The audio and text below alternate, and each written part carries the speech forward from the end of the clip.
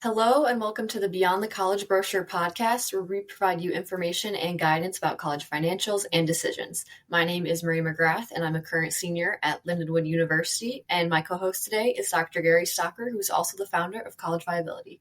Welcome back to the podcast, Gary. Well, Mary, very good. I understand that it's getting close to the start of basketball season because I saw the full Lindenwood University women's basketball schedule was released yesterday. You're going to Kansas. You're going to the University of Nebraska. Mm-hmm. I know last year you were at Minnesota, and I think you told me before you've been to Arkansas? Mizzou. Mizzou before on this kind of schedule. So, hey, you played some big venues. Yeah. And I'm guessing you sold out every one of them, right? Not quite, almost, but I think we're about 6 weeks, I want to say, out from game day. So it's coming up. I'll be there.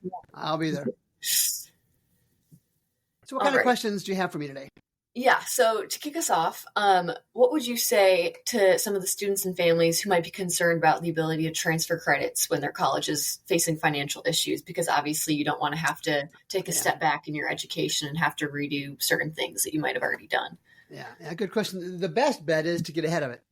If you're a student or you're a faculty member or staffer, if you're hearing rumors that the college is having financial trouble, can't pay its bills, can't meet its payroll, can't maintain the buildings, there's leaks in all the dormitories, or there's mold in all the dormitories, that's kind of a leading indicator that the college is in financial trouble. You really want to make your decision sooner rather than later. Here's why.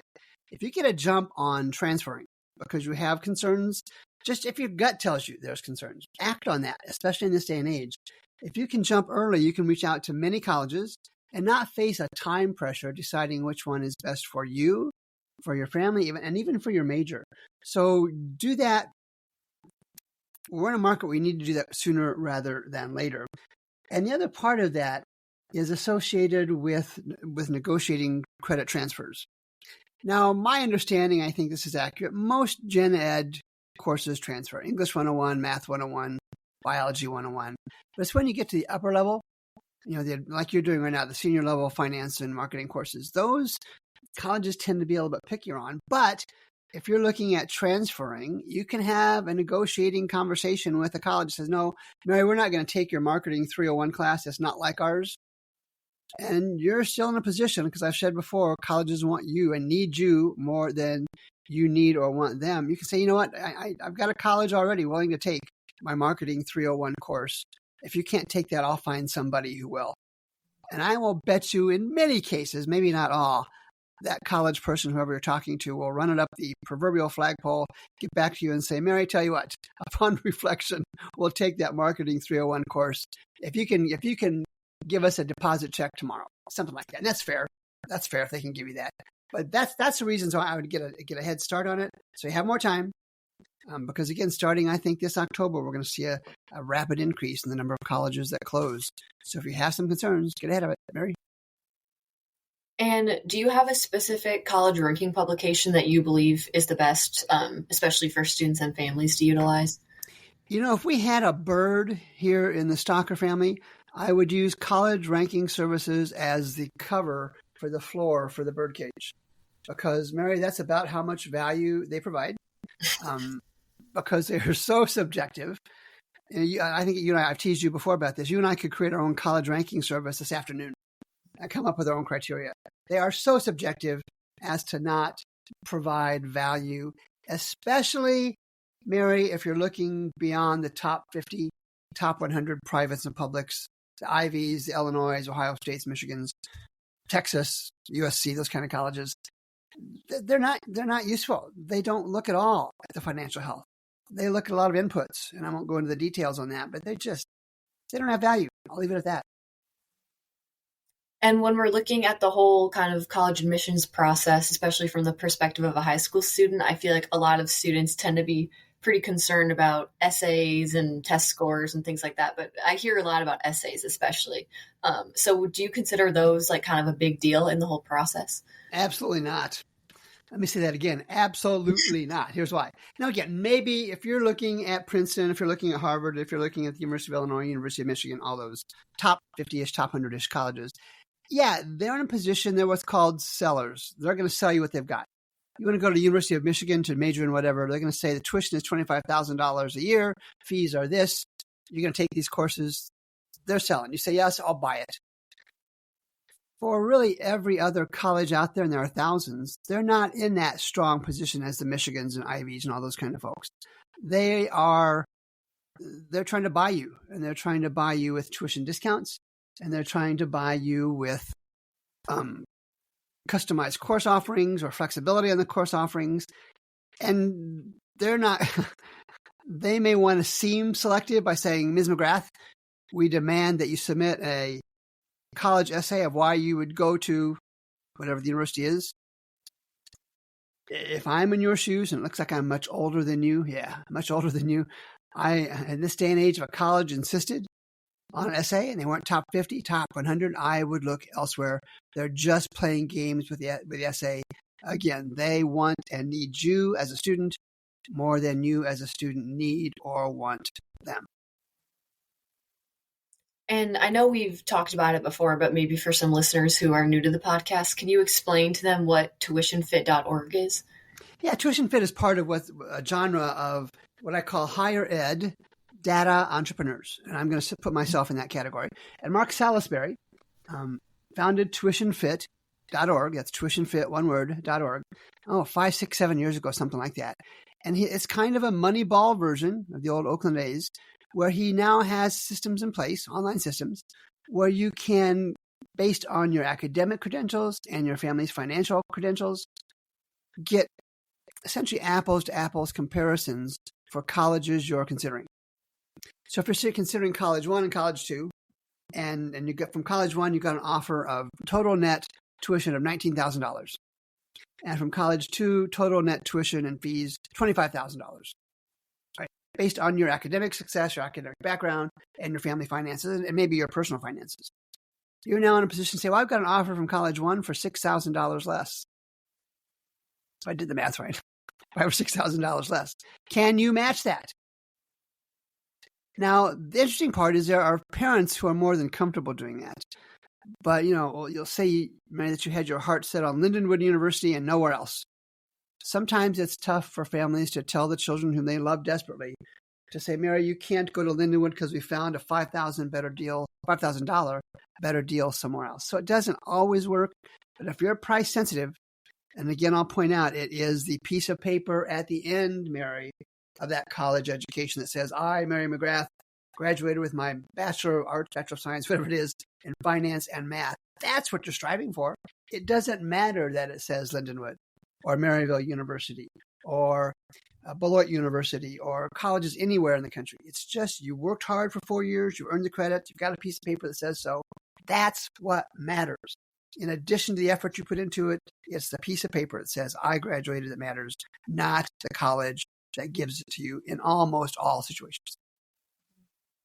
And speaking of tuition still, would you say it's common for colleges to possibly mislead students and families with the so-called sticker price of the school?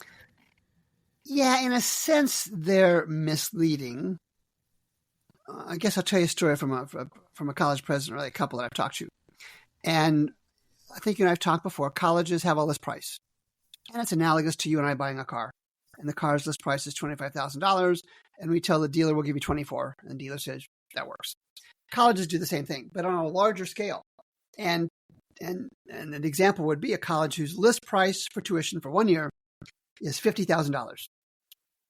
And the informed student, the informed family knows no way in heck is that college really going to charge you $50,000 per year.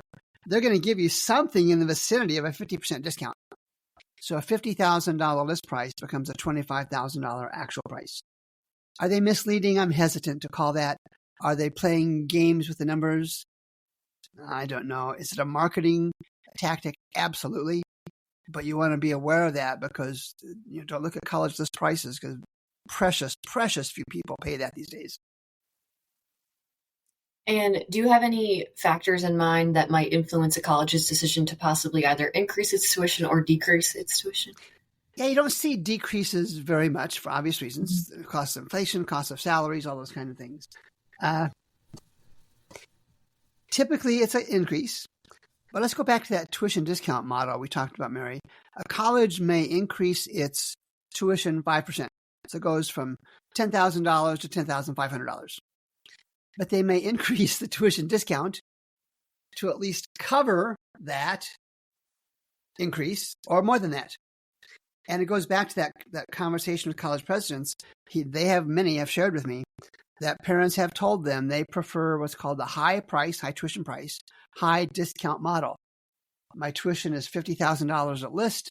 My child, because he or she is so gosh darn smart, got a $25,000 presidential scholarship. Well, they did. It's a discount.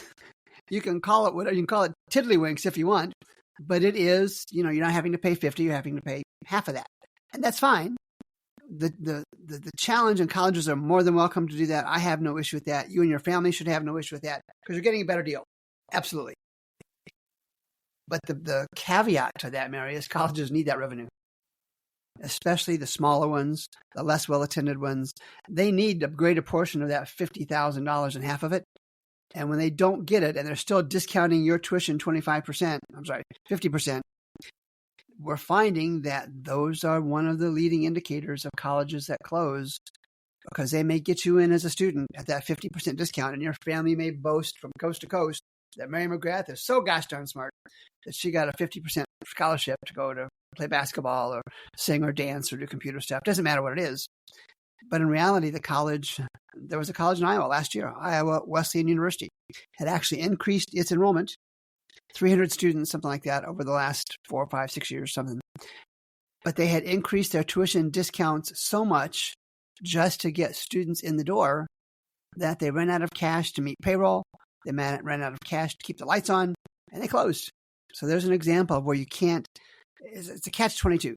Colleges want you as a student, but if they can't charge a price, just like for cars or food or computers or houses or anything else, charge a price that they can make money on, it's not good. Not good at all. And what would you say is your number one piece of advice for any high school student who is just beginning the college decision process? I created the College Viability app for just this purpose, so that students and their families compare the financial health of private and public colleges.